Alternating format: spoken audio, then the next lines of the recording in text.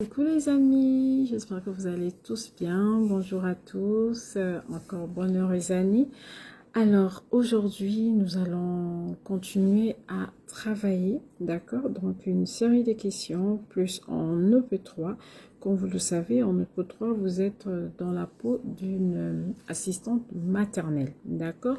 Donc c'est toujours bon de travailler parce que des questions peuvent venir, que ce soit sur le plan du sommeil, repos, repas, organisation des journées de l'assistante maternelle et même les droits, les devoirs, d'accord, les obligations, hein, d'accord, en ce qui concerne ce métier.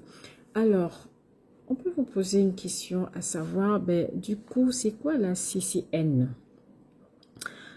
Pour ceux qui connaissent la réponse, bravo à vous. Pour ceux qui ne connaissent pas, il n'y a pas de souci. La CCN, en fait, c'est tout simplement une convention collective nationale de travail, d'accord, des assistantes maternelles du particulier employeur, d'accord. Donc, il faut savoir que c'est dans la CCN. Donc, la CCN, en fait, elle va comporter, d'accord. Bon, ça aussi, ça peut être une autre question. Hein, on peut vous demander, du coup, que peut-on trouver dans cette convention, dans cette CCN? Qu'est-ce qu'on peut trouver à l'intérieur? On peut trouver déjà pour les deux parties, c'est-à-dire pour les parents, mais aussi pour l'assistante maternelle. Donc, ces droits, les droits et les devoirs de chacun. D'accord? On peut également trouver les informations sur la période d'essai, des informations également sur la période d'adaptation, d'accord, lorsque vous accueillez l'enfant. Donc, vous pouvez avoir des informations sur la période d'adaptation, d'accord. Vous pouvez avoir des informations sur le salaire minimum, d'accord. Vous pouvez aussi avoir comme ça des informations sur le temps de travail obligatoire. D'accord, donc voilà, ces informations-là, vous pouvez les trouver dans la Convention collective nationale de travail des assistantes maternelles du particulier employeur. D'accord, une autre question, c'est de savoir, donc on peut vous poser la question du coup de savoir le temps de cycle de sommeil pour un enfant de 6 mois. Bon, un enfant de 6 mois, hein, d'accord, vous allez tout simplement dire qu'il va dormir 60 minutes. D'accord, ça c'est le temps de sommeil chez l'enfant de 6 mois, donc ce sera 60 minutes. Pour un enfant, par exemple, de 4 ans, pour lui, ça va être 1h30, d'accord. Donc, un enfant de 4 ans, lui, son temps de sommeil sera d'environ 1h30. Pour les bébés des enfants de 6 mois, d'accord, eux, ce sera 60 minutes. C'est pour cela, lorsque vous allez faire votre journée type chez l'assistante maternelle, en fait, il faut faire attention à ces informations. Il ne faudra pas mettre le temps de sieste pour un enfant, un bébé de 6 mois. Ne lui mettez pas 1h30 parce que là, ça veut dire que vous ne connaissez pas en fait le temps de sommeil chez les enfants selon les âges. Donc ça, il faut vraiment, vraiment, vraiment le noter. Si vous gardez un enfant de 6 mois, sachez que pour la sieste, cet enfant-là, il dormira 60 minutes. L'enfant de 4 ans, lui, par contre, il dormira au moins 1h30. Après, ça peut varier, ça peut aller au-delà. D'accord? Pour un enfant, disons, de 3 mois, d'accord? Par contre, là, l'enfant, il dormira au moins 1h10. D'accord? Et si vous avez un enfant de 24 mois, ça peut être pareil, hein? D'accord? Donc, faites attention lorsque vous allez mettre tout ça, 24 mois, il peut dormir 1 heure, hein? D'accord? Donc, ce sont des informations qu'il faut vraiment, vraiment savoir, surtout lorsque vous allez faire la journée type chez l'assistante maternelle. D'accord? Une autre question qui est souvent fréquente aussi, c'est de savoir lorsque vous mettez l'enfant à la sieste, du coup, quelle doit être la température de la chambre lorsque vous allez mettre l'enfant. Il faut savoir que la température de la chambre, lorsque vous allez coucher l'enfant, doit toujours varier entre 18, sinon 19 degrés. D'accord? C'est pour cela, vous voyez, il est bien de dévêtir l'enfant lorsque vous allez le mettre à la sieste, de le laisser en body. Parce que imaginez-vous, l'enfant, il a tous ses vêtements, il est à 18 ou 19 de température dans la pièce. Mais s'il est trop couvert tout de suite, il va avoir beaucoup trop chaud. D'accord? Donc, la température de la pièce, lorsque vous allez mettre l'enfant à la sieste, doit toujours être comprise, doit être comprise entre 18 et 19 degrés Celsius. D'accord? Une autre question, c'est si vous gardez un enfant, d'accord, du coup vous l'emmenez pour le mettre dans son lit, comment est-ce que vous allez poser cet enfant dans le lit? Mais lorsque vous amenez l'enfant, il faut toujours savoir qu'il y a un ordre à suivre, d'accord? Donc on va toujours poser, d'accord, le siège de l'enfant, d'accord? Donc les fesses, vous allez poser sur le lit et seulement après, donc à la fin, vous allez prendre la partie haute, donc vous allez poser délicatement la tête, d'accord? Ne commencez pas par la tête pour finir par le fessier. Non, non, non. On commence par le fessier et on finit toujours par la tête. C'est toujours dans ce ordre-là en fait. Ce qu'il faut aussi savoir, c'est que lorsque vous mettez un enfant à la sieste, n'allez pas vous promener, hein, ou vous promener c'est peut-être trop, mais n'allez pas commencer à vous occuper vraiment d'autres choses. Vous pouvez le faire, mais ayez toujours en tête, il faut aller vérifier, d'accord? Il faut aller toujours vérifier au moins chaque 10-15 minutes, vérifier, rassurez-vous, d'accord? C'est pour cela qu'on vous demande toujours de mettre l'enfant dans la pénombre et non dans l'obscurité totale. Ça vous permet de voir si l'enfant tout va, voilà, si ça va, parce que il faut pas le laisser dans l'obscurité et puis bon, ciao, bye bye, non. Donc chaque 10, sinon 15 minutes, vous passez tout doucement, vous regardez, est-ce qu'il va bien, est-ce que voilà, il est bien couché, d'accord? Ça permet de surveiller, d'accord? Donc ça c'est important. Et aussi, on peut vous demander le produit que vous allez utiliser pour prendre soin du lit de l'enfant. D'accord? Bon, vous savez, généralement, on met les bébés dans un lit à barreaux. Donc, dans les crèches, hein, il y a une sécurité. On peut baisser le barreau, le monter aussi. Donc, pour les lits à barreaux, il faut nettoyer et c'est pas avec n'importe quel produit. Hein. Donc, il faut toujours utiliser du détergent désinfectant alimentaire pour nettoyer le lit, d'accord? Parce que pourquoi le détergent désinfectant alimentaire? Parce que vous savez, les enfants, eux, ils aiment tout mettre dans leur bouche. Au moins, c'est des produits sans danger pour l'enfant, d'accord? C'est des produits non toxiques, en fait.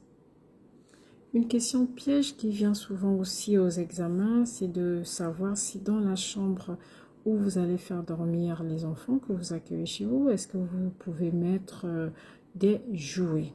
La réponse, il faut souvent dire non, d'accord? Évitez de mettre dans la chambre, d'où la chambre prévue pour faire dormir les enfants, évitez de mettre des jouets. Pourquoi? Parce que tout simplement, les enfants, ils seront attirés par ça, d'accord? Et voilà, ils n'auront pas envie de dormir, il y a des jouets qui sont là, ça leur parle, ça les attire. Non, la chambre de repos, l'espace repos, c'est vraiment pour se reposer. Donc, on ne met pas de jouets. L'enfant, il part, il va dormir et puis c'est bon, on a son lit. Les jouets resteront dans la pièce dédiée, d'accord, pour les jeux. Donc, dans la chambre pour enfants, en tout cas, dans la chambre des enfants que vous accueillez, hein, d'accord, parce que je sais, moi, perso, j'ai des enfants, il y a des jouets dans la chambre de mes enfants, mais ça, c'est moi en tant que parent. Mais quand je mets ma veste de professionnel, je sais que je n'ai pas le droit de le faire, d'accord? Donc, vous ne mettez pas de jouer dans la chambre des enfants que vous accueillez. C'est une chambre de repos, donc un lit, d'accord? Vous ne mettez pas de rideau. Si vous avez un store, vous allez le baisser pour laisser l'enfant dans la pénombre. D'accord? Vous ne mettez pas de rideau parce que les rideaux, les tapis, tout ça, ça peut prendre la poussière et ça peut être un peu dangereux aussi pour certains enfants. Ça peut provoquer des problèmes respiratoires. D'accord? Donc, vraiment une chambre propre, un lit et rien d'autre. Vous pouvez avoir peut-être un petit jouet autour du lit. Il y a souvent des petites veilleuses qui chantent, bon, pas chanter, mais c'est de la musique douce, d'accord? Ça encore, c'est acceptable, mais c'est pas des jouets, c'est c'est pour vraiment accompagner l'enfant, c'est pour que son sommeil soit agréable, voilà. Donc ça, à la limite, vous pouvez le mettre, mais surtout, ne dites pas au jury, ben, je peux mettre des jeux. Non, c'est souvent une question piège, ils aiment bien demander cela. Vous ne mettez pas de jeux, les jeux sont exclusivement réservés pour l'espace jeu. D'accord, les amis? Aussi, n'oubliez pas, lorsqu'un enfant vient de prendre son biberon, d'accord, ne le mettez jamais à la sieste avant qu'il n'ait eu le temps de digérer au moins pendant 30 minutes. L'enfant, voilà, il a pris son bib, ben vous le gardez, hein, d'accord, vous pouvez rester avec lui, il peut rester un peu légèrement dans le transat, pas trop, d'accord, mais 30 minutes. On est obligé vraiment d'attendre 30 minutes après le repas avant de mettre l'enfant à la sieste. C'est très, très, très important. Une autre question piège aussi qui vient souvent, voilà, vous mettez l'enfant à la sieste et l'enfant tombe du lit. Que faites-vous? Ce genre de questions, les amis, ne vous faites jamais, jamais avoir. Tout de suite, vous dites au jury, cela ne peut pas arriver. Vous discutez même pas, vous expliquez rien du tout, vous dites que ça ne peut pas arriver. Pourquoi il vous pose ce genre de questions? C'est pour voir si vous êtes professionnel. D'accord? Parce que en temps normal, lorsque je mets un enfant dans le lit, ben, je me rassure que la barrière de sécurité, elle est bien remontée. D'accord?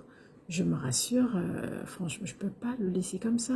Je ne suis pas professionnelle en fait. Donc, ce genre de questions, vous changez un enfant, il tombe du plan de change, tout de suite vous dites non, cela ne peut pas arriver parce que je suis toujours à côté de l'enfant, j'ai toujours ma main sur lui, voilà, donc je suis tout le temps à côté de l'enfant, ça ne peut pas arriver. Un enfant qui tombe, voilà, vous l'avez mis à la sieste, un bébé, et puis hop, il est tombé. C'est comme si vous avez oublié, autant pour moi, de fermer la barrière de sécurité. Si vous avez un lit à barreaux qui se referme, comme dans les crèches, d'accord, ben vous dites non, cela ne peut pas arriver, d'accord, parce que vous veillez toujours à ce que, avant de partir, ben, que la barrière elle soit fermée. C'est comme si vous faites aussi une activité, par exemple, avec un enfant qui est allergique au gluten, d'accord? Jamais de la vie, vous allez donner une pâte à modeler à cet enfant, sachant que la pâte à modeler que vous avez utilisée contient du gluten. Non, parce que ben, c'est un enfant que je garde, je sais qu'il est allergique au gluten, donc je ne peux pas lui proposer une activité pâte à modeler avec une pâte qui contient du gluten. Soit j'achète une pâte qui n'en contient pas, soit je fabrique tout simplement à la maison avec de l'eau, un peu de farine, de l'eau, de la farine, voilà, et mettre des colorants naturels, d'accord, comme par exemple le curcuma, voilà, mais jamais je vais dire, ben, je commence à faire ci. Dès que vous dites ça, eh ben, vous avez votre note de P3 qui va à 0, les amis. Elle descend à 0. Pourquoi? Parce que vous avez mis cet enfant en danger de mort. Ça voudrait dire que si on vous confie un enfant, ben, vous êtes capable de le faire. Ben, jamais on nous donnera un agrément à une assistante maternelle qui travaille comme ça. Jamais un parent ne viendra confier son enfant à une professionnelle qui travaille dans ce genre de conditions. En fait, vous n'êtes pas professionnel, quoi. D'accord? Donc, ce genre de questions, franchement, faites très, très, très, très, très attention. Rappelez-vous cela lors de l'examen. Les membres du jury, ils aiment bien poser des questions pièges comme ça pour voir si vous êtes professionnel. D'accord? Alors, je vais m'arrêter là et je vous dis à très bientôt. Prenez soin de vous, travaillez, révisez. Franchement, allez-y à fond. Le chrono est lancé, nous sommes dans cette année, c'est cette année que vous allez passer votre examen. Voilà, donc on se dit à très très bientôt les amis pour une prochaine vidéo. Merci à tous les nouveaux abonnés, je pense très fort à vous, merci de faire confiance à Banton CAP et je vous assure que si vous regardez toutes mes vidéos, ça va très bien se passer. Sur ce, je vous dis juste au revoir et à bientôt. Merci, au revoir.